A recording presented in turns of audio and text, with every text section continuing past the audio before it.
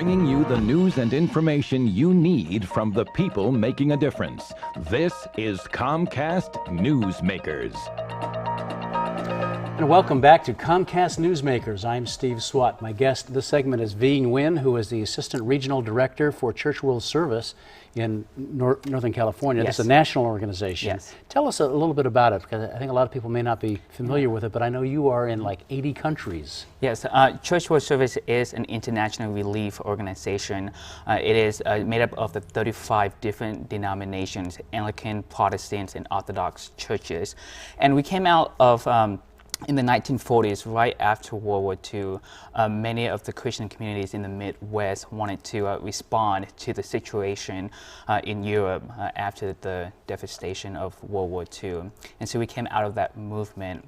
And what Church World Service does is that it does three things. It does emergency relief response. So if there ever is an earthquake or tsunami around the world, we are there to respond. So you're right there with the Red Cross and exactly. things like that. Right? Exactly. Another thing that we do is that we do long-term development sustainable work in Africa, in Central America, and in Asia. And we also do refugee work as well in refugee camps in Thailand, and we also resettle refugees here in the United States. Your work domestically here in the U.S. and in California deals primarily, I understand, with trying to help those who are hungry. Right? Yes, and one of the programs that we support is the Crop Hunger Walk.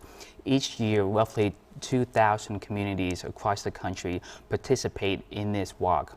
It is a grassroots community-sponsored event, and what it does is that it brings the community together to raise awareness on local hunger, and at the same time to raise money to fight hunger.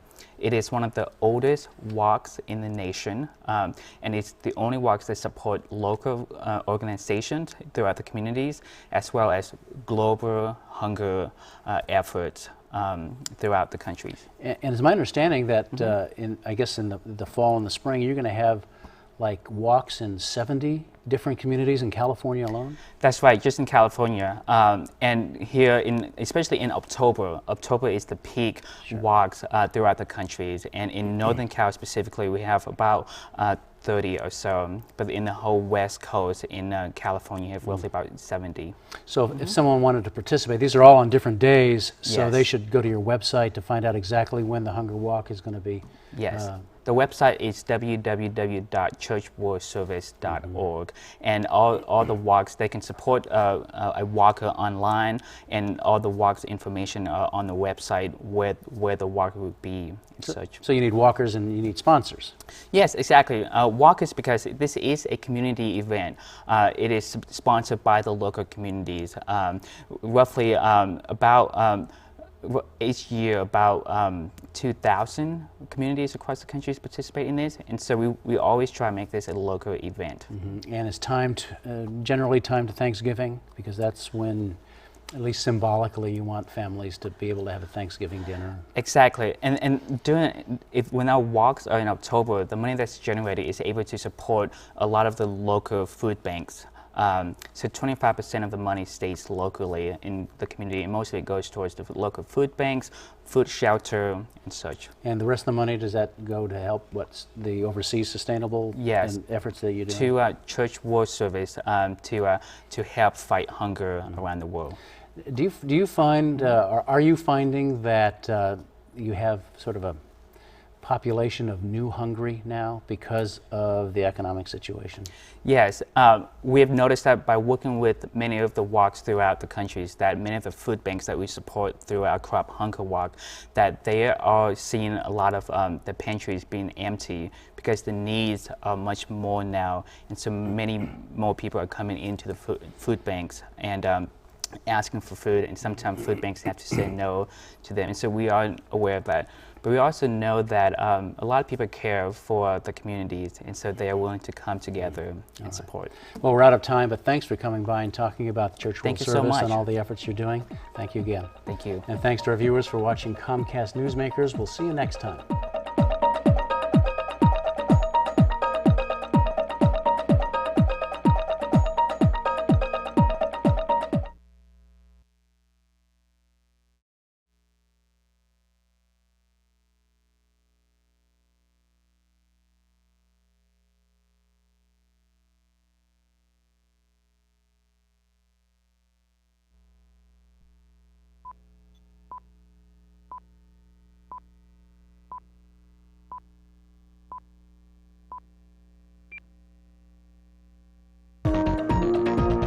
bringing you the news and information you need from the people making a difference.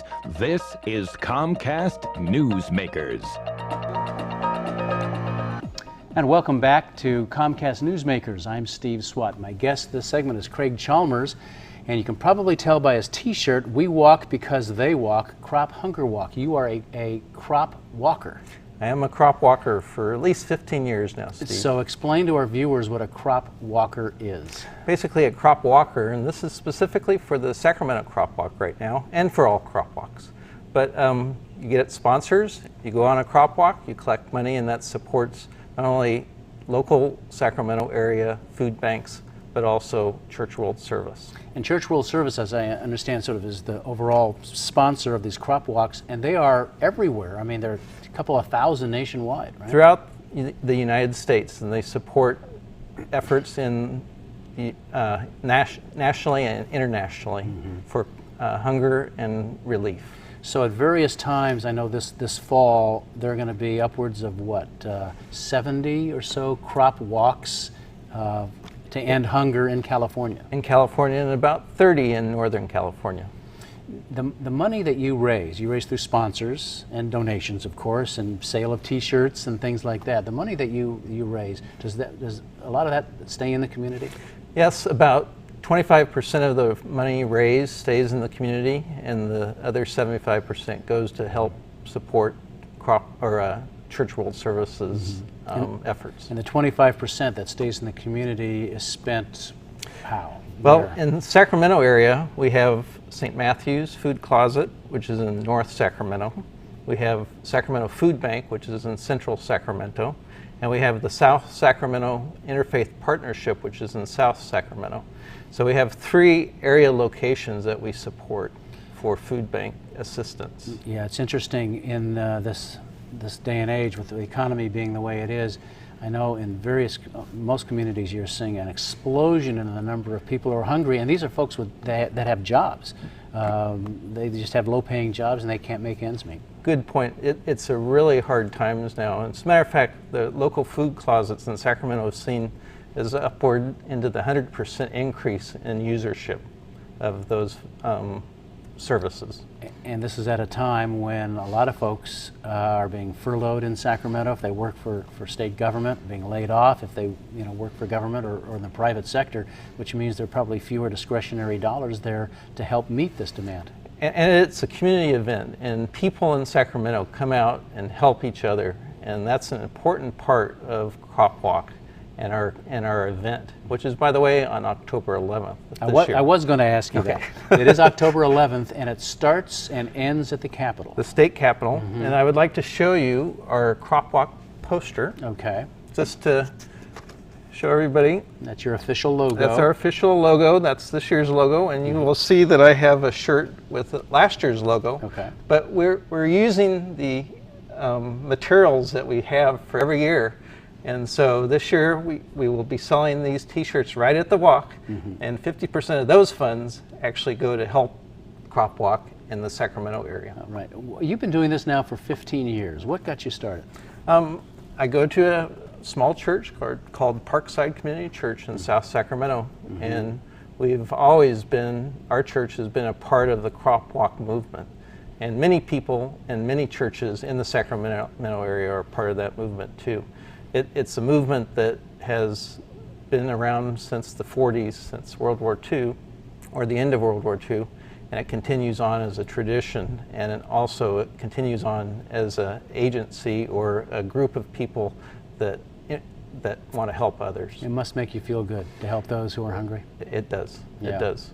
It'll never end, unfortunately, but all you can do is try to help and do your best. All right. Well, Craig Chalmers, a crop walker, and you're involved in the October 11th Crop Walk in Sacramento, the state capitol. Thanks for coming by and talking about your efforts and everything, everything surrounding this program.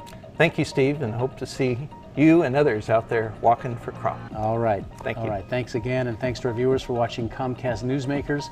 We'll see you next time.